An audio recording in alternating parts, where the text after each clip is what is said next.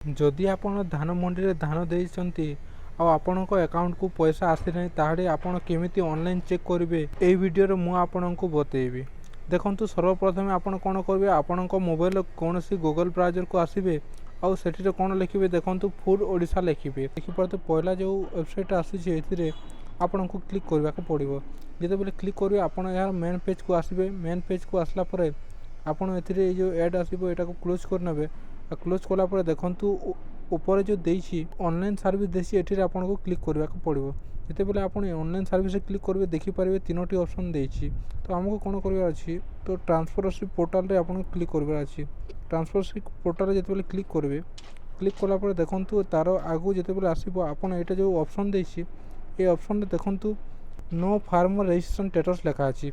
जेहेतु आपन को पेमेंट स्टेटस चेक करबा अछि तेणुक आपन को एठी क्लिक करबा को पड़िबो। एठी क्लिक करबा पूर्व आपन को गोटे जिनिस चेक करबा को पड़िबो जे आपन को अकाउंट डीबीटी लिंक अछि ना नाही तार एक्टिव अछि ना नाही ताहा चेक करबा को पड़िबो। तो ताहा चेक केमिति करबे देखंतु आपन को मोबाइल रे आधार बैंक सेटिंग लिखिबे। बैंक सेटिंग लिखिला पर तळको आइबे। तळको आसला पर देखिबे ए जो एनपीसीआई लिखा अछि एठी रे आपन को क्लिक करबा को पड़िबो। जेते बेले क्लिक करबे तार मेन पेज को आपन आसीबे। और मेन पेज रे आसला परे आपण जेते बेले कस्टमर क्लिक करबे देखिबे तळे एटा जो भारत आधार सेटिंग लेखा अछि एठी रे आपण को क्लिक करबा को पड़िबो। तो आपण एथि भारत आधार सेटिंग रे आपण क्लिक करनेबे। क्लिक कला परे देखंतु आगु को नेक्स्ट साइट रे देखि पारथिबे एथि रे आधार मैप स्टेटस लेखा अछि। तो एई आधार मैप स्टेटस रे आपण को क्लिक करबा को पड़िबो। तो आधार मैप स्टेटस रे जेते बेले क्लिक करबे एथि रे आपण को आधार नंबर टा मागुछि। तो एथि रे आपण को आधार नंबर फिल करनेबे। आधार नंबर फिल कला पर ए जो कैप्चा देछि ए कैप्चा को क्लिक करके आपण एठी चेक स्टेटस रे क्लिक करिवे। पारिबे मु एठी मो आधार कार्ड टा दे देली आ कैप्चा टा फिल अप करके जेते बेले चेक स्टेटस रे आपण क्लिक करूछि। क्लिक करला पर वर्तमान सर्वर इशू लागि एटा शो कर नाही।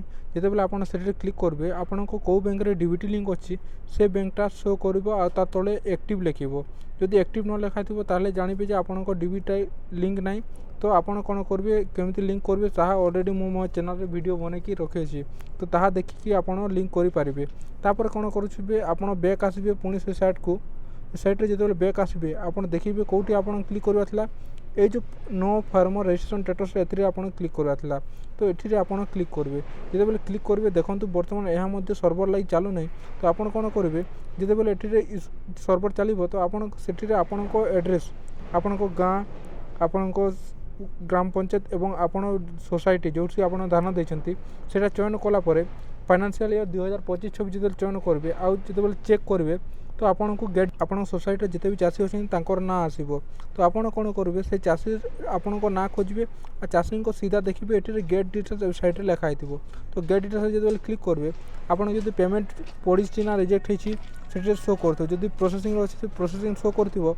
पेमेंट एनपीसीआई माने डीबीटी लिंक रु रिजेक्ट हेछि ताले एनपीसीआई एरर आसीबो। जदि सक्सेस हेछि ताले सक्सेस लिखिबो।